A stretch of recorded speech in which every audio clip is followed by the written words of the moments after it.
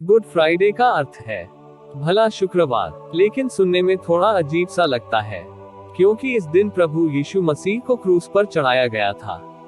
तो फिर इसे गुड यानी भला शुक्रवार क्यों कहा जाता है? इसका उत्तर हमें तभी मिलेगा जब हम इस दिन की घटनाओं को गहराई से समझेंगे। यह दिन दुख और आंसुओं से भरा है, लेकिन साथ ही यह प्रेम, क्षमा और उद्धार का मार्ग भी है। इस घटनाक्रम को समझने के लिए हमें गहराई से मनन करना होगा। मित्रों, गुड फ्राइडे की घटना का शुरुआत गुरुवार रात से होती है, जब यीशु अपने चेलों के साथ अंतिम भोज कर रहे थे। इसके बाद यीशु गेत्सेमनी के बाग में प्रार्थना करने गए। वहां वे अत्यधिक पीड़ा में थे। प्रार्थना करते समय पसीने के साथ लहू बह रहा था। उन्होंने उसी दर्द में परमेश्वर को पुकारते हुए कहा, हे पिता, यदि हो सके तो यह कटोरा मुझसे टल जाए, तो भी मेरी नहीं बल्कि तेरी इच्छा पूरी हो। इसी समय यहूदा इस्करियोती, जो यीशु का एक चेला था, यीशु मसीह को चांदी के 30 सिक्कों में बेच देता है और सैनिक यीशु को पकड़ लेते हैं और यीशु को रातों रात कई अदालतों में ले जाया जाता है। यीशु को पहले महायाजक कैफा और हेरोदेस के सामने ले जाया गया, फिर रोम के गवर्नर पिलातुस के सामने लाया जाता है। पिलातुस जानता था कि यीशु निर्दोष है, लेकिन भीड़ के दबाव में आकर वह उन्हें मौत की सजा सुनाए। भीड़ चिल्ला रही थी, इसको क्रूस पर चढ़ाओ, इसको क्रूस पर चढ़ाओ।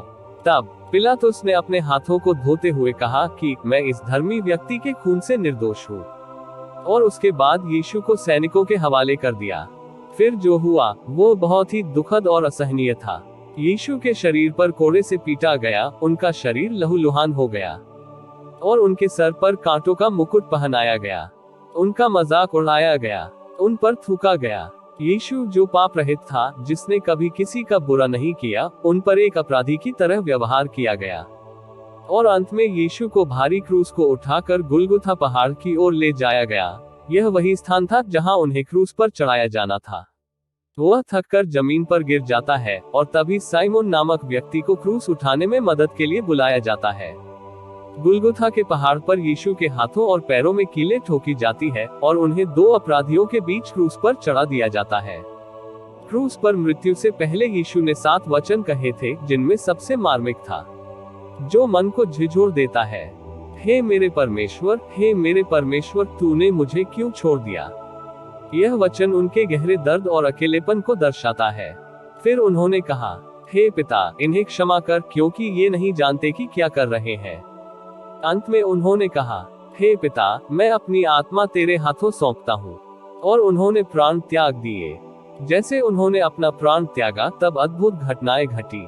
मंदिर का पर्दा ऊपर से नीचे तक फट गया, जो यह दर्शाता है कि अब परमेश्वर और मनुष्य के बीच की दूरी खत्म हो गई। धरती कांप उठी, चारों दिशाओं में अंधियारा छा गया। एक रोमी सैनिक इन घटनाओं को देख रहा था और कहा, निश्चय ही यह मनुष्य परमेश्वर का पुत्र था।